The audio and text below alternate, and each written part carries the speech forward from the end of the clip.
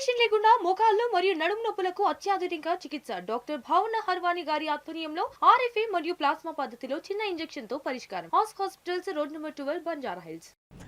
కరీంనగర్లోని MLA camp కార్యాలయంపై BJP నాయకుల దాడి చేసి ధ్వంసం చేయడాన్ని నిరసిస్తూ బీఆర్ఎస్ పార్టీ కరీంనగర్ బంద్కు పిలుపునిచ్చింది. బీఆర్ఎస్ పిలుపు మేరకు నగర ప్రజలు స్వచ్ఛందంగా బంద్ పాటిస్తున్నారు. వ్యాపార సంస్థలు, షాపులు, హోటళ్లు పూర్తిగా మూతపడ్డాయి.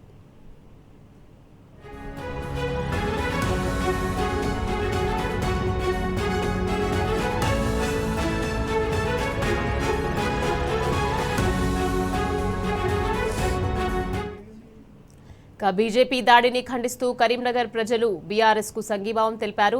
నగరంలో బంద్ ప్రశాంతంగా కొనసాగుతుంది. ఎలాంటి అవాంఛనీయ ఘటనలు జరగకుండా పోలీసులు భారీ బందోబస్తు ఏర్పాటు చేశారు. దాడికి పాల్పడిన బీజేపీ నేతలను అరెస్ట్ చేయాలని బీఆర్ఎస్ డిమాండ్ చేస్తోంది.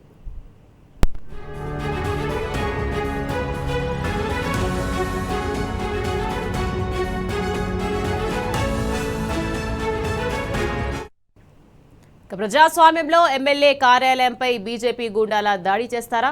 ఇది కరీంనగర్ ప్రజల ఆత్మగౌరవంపై జరిగిన దాడి అని బీఆర్ఎస్ మండిపడింది. కేంద్ర మంత్రి బండి సంజయ్ ప్రోద్బలంతోనే ఈ దాడి జరిగిందని ఆగ్రహం వ్యక్తం చేసింది. బీజేపీ దౌర్జన్యాన్ని కరీంనగర్ ప్రజలు సహించరని తెలిపింది. అందుకే స్వచ్ఛందంగా బంద్ పాటిస్తున్నారు. దోషులను వెంటనే అరెస్ట్ చేసి కఠినంగా శిక్షించాలని బీఆర్ఎస్ నేతలు డిమాండ్ చేస్తున్నారు. రైట్, ఇక ఇదే విషయానికి సంబంధించి మరింత సమాచారాన్ని మా ప్రతినిధి వేణు మనకి ఫోన్ లైన్లో అందించేందుకు సిద్ధంగా ఉన్నారు. వేణు, చెప్పండి, ఇక కరీంనగర్లో ఎమ్మెల్యే క్యాంప్ కార్యాలయంపై బీజేపీ చేసిన దాడిని ఖండిస్తూ ఈరోజు బీఆర్ఎస్ బంద్కు పిలుపునిచ్చింది. దీనికి సంబంధించి అప్డేట్స్ ఏంటి? Nikhat, good morning. అదే మొన్న మీడియా సమావేశం ఇటు ఎమ్మెల్యే క్యాంప్ కార్యాలయంలో ఇటు పాడి కౌశిక్ రెడ్డి నిర్వహించారు. పాడి కౌశిక్ రెడ్డి ఎమ్మెల్యే కార్యాలయంలో ఇటు మీడియా సమావేశం నిర్వహించిన కొద్దిసేపటికే ఇటు ఎమ్మెల్యే క్యాంప్ కార్యాలయంపై బీఆర్ఎస్ సంబంధించినటువంటి క్యాంప్ కార్యాలయం తెలుసు, అందులో కౌశిక్ రెడ్డి ఉన్నారన్న నేపథ్యంలో ఈ బీజేపీకి సంబంధించినటువంటి కార్యకర్తలు, నాయకులంతా కూడా ఒకేసారి కూడా దాడి చేసిన నేపథ్యం. దాడి చేయడమే కాదు, ఇటు క్యాంపు కార్యాలయాన్ని కూడా విధ్వంసం సృష్టించినటువంటి పరిస్థితి. వాహనంతో పాటు పూల చెట్లు కావచ్చు, అద్దాలు కావచ్చు, అవన్నీ కూడా పొలగొట్టి ఒక రకమైన విధ్వంసం సృష్టించినట్టు నేపథ్యం. ఈ నేపథ్యంలో స్థానిక ఎమ్మెల్యే, మాజీ మంత్రి గంగుల కమలాకర్ దీనిపై స్పందిస్తూ, అంటే పార్టీల మధ్య వైరుధ్యాలు ఉండొచ్చు, వివిధ రకాలుగా ఉండొచ్చు, కానీ ఇట్లా దాడుల సంస్కృతి మాత్రం ఇప్పటివరకు కరీంనగర్ పట్టణంలో లేదు. ఇలాంటి సంస్కృతిని మాత్రం ఎవరైనా ఖండించాల్సిందే. ఇంకోవైపు ఈ విధంగా డైరెక్ట్ గా వచ్చి అటాక్ చేసినటువంటి వాళ్ళను శిక్షించాలి, కఠినంగా శిక్షించాల్సిన అవసరం ఉంది. లేకుంటే మాత్రం రాబోయే రోజుల్లో ఇలాంటి దాడుల సంస్కృతి కొనసాగే అవకాశం ఉంటుంది. కనుక ఈ దాడి చేసిన వాళ్ళను కఠినంగా శిక్షించాలి. ఇలాంటి సంఘటన పునరావృతం కాకుండా పోలీసులు కూడా చర్యలు తీసుకోవాలని చెప్పి కూడా ఇటు మాజీ మంత్రి, స్థానిక ఎమ్మెల్యే గంగుల కమలాకర్ డిమాండ్ చేసిన నేపథ్యం కనిపిస్తోంది. అంటే ఈ దాడి నేపథ్యంలో ఈరోజు కరీంనగర్ పట్టణానికి బంద్ పిలిపించిన నేపథ్యం.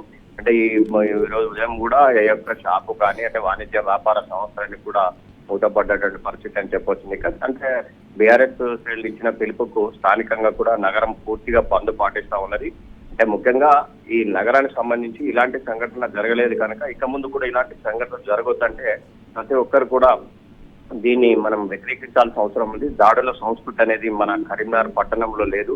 ఇలాంటి సంస్కృతి మళ్ళా రాకూడదంటే మాత్రం ప్రజలు కూడా సహకరించాలని చెప్పి మాజీ మంత్రి, అటు స్థానిక ఎమ్మెల్యే గంగుల కమలాకర్ కూడా పిలిపించిన నేపథ్యం.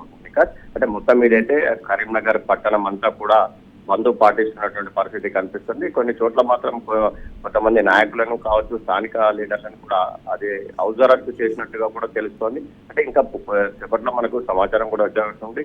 ఏదేమైనా కానీ ఇలాంటి దాడుల సంస్కృతిని వెంటనే బంద్ చేయాలి. బీఆర్ఎస్ సంబంధించిన కార్యాలయం బీజేపీ నాయకులు చేసిన దాడిని కూడా ప్రతి ఒక్కరు ఖండించాల్సిన అవసరం ఉందని మాజీ మంత్రి గంగుల చెప్పిన నేపథ్యం. మొత్తానికైతే ఇప్పుడు ప్రశాంతంగా బంద్ కొనసాగుతుందని చెప్పొచ్చు. Right, thank you Venu.